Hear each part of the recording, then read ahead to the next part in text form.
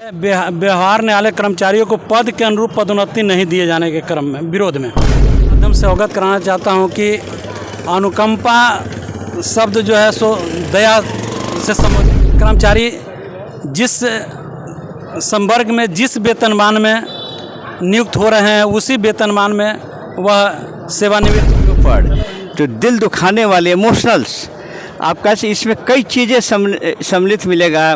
Campus के भीतर plantation जो पैसा सरकार का स्कीम है, सुप्रीम कोर्ट का, सब लोग चाहते हैं कि एक पेड़ लगे। वो लोग आज हमारे एम्प्लॉयज़ अंदर से काफ़ी दुख लेकिन बाहर की खुशी इजहार करते हुए एक एक प्लांटेशन, लेकिन आप उस प्लांटेशन के बॉडी पर एक आप प्लीज़ कोशिश करेंगे सारे सब्सक्राइबर आप देखें उस पर क्या लिखा हुआ ये बयां है ये। लेकिन अब कम से कम जो हमारे ऑनरेबल जो सुप्रीम कोर्ट के हाई कोर्ट के हम वीडियो भी हम भेजेंगे, आपको भी जिला जज को भी भेजेंगे, सबको भेजेंगे। प्लीज़ अब तो आवाज़ सुनिए। आइए शुरुआत करते हैं, आखिर है क्या मामला। व्यवहार न्यायालय कर्मचारियों को पद के अनुरूप पदोन्नति नहीं दिए जाने के क्रम में विरोध में मैं यह आपको अवगत कराना चाहता हूं कि व्यवहार न्यायालय में वर्षों से कोई भी पदोन्नति नहीं दी जा रही है कर्मचारियों को। हमारा कर्मचारी जिस संवर्ग में जिस वेतनमान में नियुक्त हो रहे हैं उसी वेतनमान में वह सेवानिवृत्त हो रहे हैं। उसका प्रतिफल यह हो रहा है कि हमारे कर्मचारियों को न तो मानसिक रूप से कोई पदोन्नति का लाभ मिल रहा है, न आर्थिक रूप से उनको लाभ मिल रहा है, जिसके कारण कर्मचारी जो है सो मानसिक रूप से, सामाजिक रूप से और आर्थिक रूप से परेशान हो रहे हैं। समाज में भी यह लोगों को यह कहना पड़ता है कि आप किस संवर्ग में नौकरी करते हैं, किस विभाग में नौकरी करते हैं, कि वहाँ कोई पदोन्नति की व्यवस्था नहीं है। लेकिन यहाँ तो व्यवस्था तो है लेकिन हम लोग को मिल नहीं रहा है। जिसके दूसरा आपने क्या लगाया वहाँ पर, मैं आपके चैनल के माध्यम से अवगत कराना चाहता हूं कि अनुकंपा शब्द जो है सो दया से संबंधित है और दया की कोई सीमा नहीं होती है। लेकिन आज हम लोग के पास यह व्यवस्था बना दी गई है कि अगर हमारे कर्मचारी में किसी का अगर कोई कैजुअलिटी होती है तो उसमें प्रतिशत की व्यवस्था कर दी गई है। अब दया में भी पक्षपात की व्यवस्था बनाई जा रही है, जिसके लिए हम लोग माननीय उच्च न्यायालय से अनुरोध करते हैं कि वह प्रतिशत की व्यवस्था को समाप्त कर 100% व्यवस्था कर दी जाए। ये वही आपने सर के व्यवहार न्यायालय कर्मचारियों के मृत हाथ नहीं पकड़े। हाँ, व्यवहार न्यायालय कर्मचारियों के मृत आश्रितों को अनुकंपा के आधार पर 100% नियुक्ति नहीं किए जाने के विरोध में आज मैं इसी न्याय मंडल से बता दूं कि यहाँ से 8 कर्मी जो है सेवानिवृत्त हुए हैं 2015 के पश्चात। लेकिन अभी रिसेंटली 4 आदमी की नियुक्ति की गई है और 13 आदमी जो है सो इस उनमें निराशा की भावना हो गई है।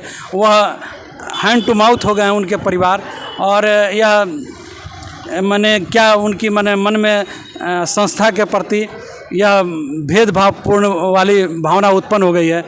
लेकिन कुछ ऐसे भी कर्मी हैं जो कि 2004 के बाद की नियुक्त हुए हैं, उनको पारिवारिक पेंशन भी बहुत से नहीं मिलती है, जिसके कारण वह लोग जो है सो रोड पर मजदूरी करने का कार्य कर रहे हैं।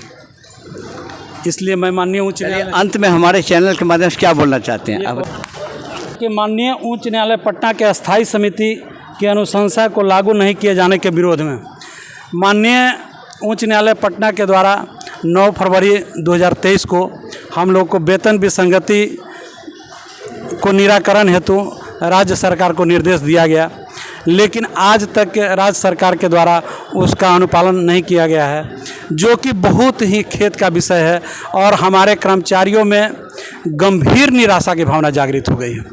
और कुछ तो हमारे कर्मी ऐसे भी हैं जो कि वैसे भाषा का उपयोग करके, निराशा वाली भाषा का उपयोग करके अवगत कराते हैं कि अगर हम लोग का राज्य सरकार के द्वारा नहीं किया जाएगा तो हम लोग क्या करेंगे। तो इसलिए मैं आपके चैनल के माध्यम से सभी से अनुरोध करूंगा कि यह मेरा 5 जो जिनविन ग्रीवांस है, जिनविन मांग है, उसकी पूर्ति यथाशीघ्र करके कर्मचारियों को प्रोत्साहित करने का काम करें। एक तो कर्मचारी न्यायालय में ऐसे हैं, एक कर्मचारी को 3-3 4-4 जगह का प्रभार बनाया गया है और कर्मचारी जो है सो दिन रात मेहनत करके कार्यों का निष्पादन करते हैं कि आने वाले पक्षकारों को कोई कठिनाइयाँ ना हो। और ऊपर से हम लोग को आर्थिक रूप से प्रताड़ित किया जाता है, मानसिक रूप से प्रताड़ित किया जाता है। हमारे पदाधिकारियों के द्वारा यह कहा जाता है कि आप इस पीरियड में काम को निस्तारण अति आवश्यक रूप से कर दिया जाए, तो उसका भी हम लोग करते हैं। और ऊपर से पदोन्नति नहीं मिलना, आर्थिक रूप से लाभ नहीं मिलना।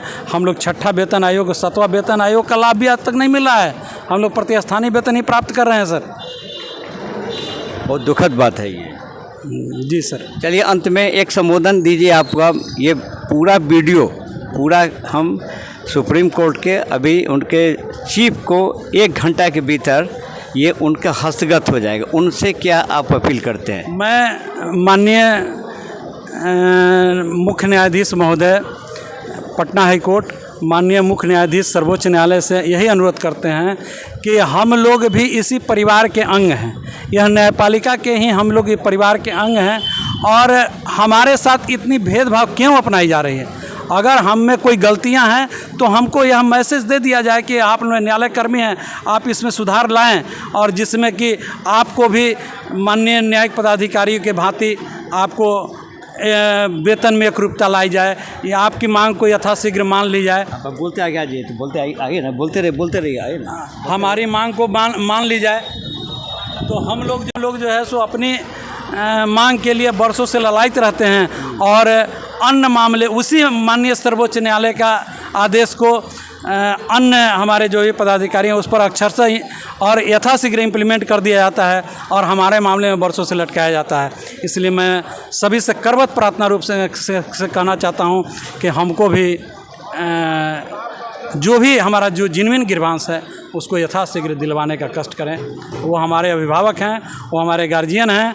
अगर उनकी कृपा हो जाएगी, चूँकि परिवार में सबको अगर समान रूप से वो देखेंगे तो हमारा उनके प्रति सम्मान की भावना है। इस चैनल को पूरा पार्ट को आप सीधे जितने जो 38 जो आपको डिस्ट्रिक्ट में जितना जो ऑनरेबल कोर्ट है, आप इस वीडियो को पोस्ट करेंगे और हम उम्मीद करते हैं कि व्यक्तिगत तौर पर हमारी भी आपको रिक्वेस्ट रहेगा ऊपर, अगर हमारे चैनल के माध्यम से संज्ञान लिया जाता है। ये ऐसी मांग है, पेड़ के बदन पर से अपनी मांग रखते हुए लगता है कि विश्व का ये पहला एक अनूठा मांग है जो हमारे वीडियो में आप देखेंगे।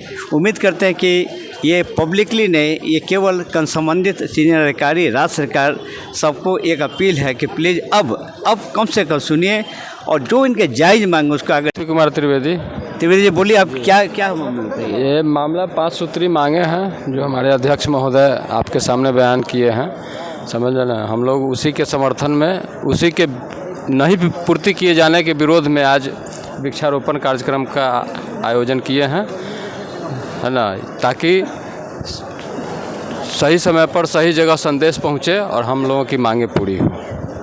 चलिए, त्रिवेदी जी की मांग है, बस यही कहेंगे। उम्मीद करेंगे कि कम से कम 7 दिन का हम समय अनुरोध के साथ लेते हैं। 7 दिन में अगर कुछ फलाफल मिल जाएगा तो चैनल को भी लगेगा कि चैनल एक जनहित में, एक न्याय हित में, लोकहित में, इनके हित में अच्छा काम होगा। फिर मिलते रहेंगे ऐसे मुद्दों पर हम।